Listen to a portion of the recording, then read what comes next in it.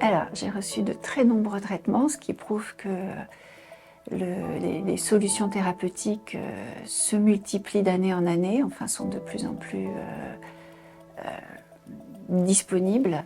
Et donc, le professeur Touzeau m'a proposé à Nantes les anticorps bispécifiques. C'est pas très contraignant, c'est une fois tous les 15 jours, 2 injections. Une injection de talquetamab et une injection de séritrilumab. On décide d'inclure un patient parce qu'on espère qu'il y aura une plus-value à l'inclusion pour le patient en termes de réponse, en termes de survie sans progression et éventuellement même en termes de survie globale.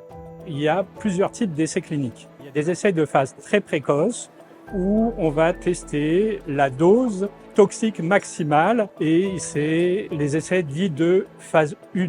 Ensuite, une fois cette dose identifiée, on va faire un essai de phase 2 pour juger de l'efficacité, mais ça ne sera pas une preuve absolue d'efficacité. La phase 2 sera suivie d'une phase 3 où on testera le traitement standard versus le traitement expérimental où il y aura la nouvelle drogue.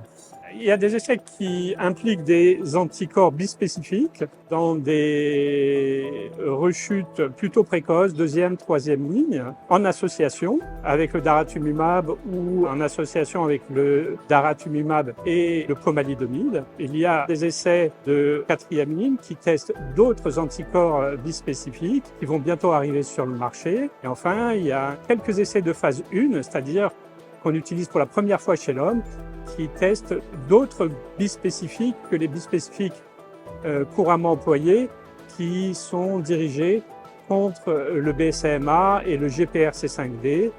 Pour ce qui est des anticorps bispécifiques anti-BCMA, il y a plus de 700 malades qui ont été traités depuis 1 an par le biais de l'accès compassionnel et de l'accès précoce. Donc c'est très très important. C'est la démonstration du bénéfice collectif auquel ces essais permettent d'accéder. Je crois que j'ai dû faire 15 jours d'hôpital, sans rien de violent, quoi.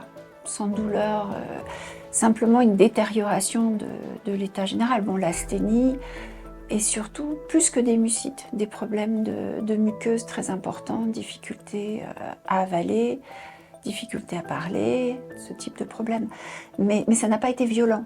Les résultats sont excellents. Aujourd'hui, je suis au 10e cycle de cet essai et je suis toujours en rémission avec une bonne réponse. Donc je suis très contente parce que j'ai peu d'effets secondaires insupportables. J'en ai, mais ils sont supportables. Voilà, il y a toujours des périodes un peu difficiles et puis après des périodes de routine. Donc là, j'aimerais que la routine dure très longtemps, très longtemps.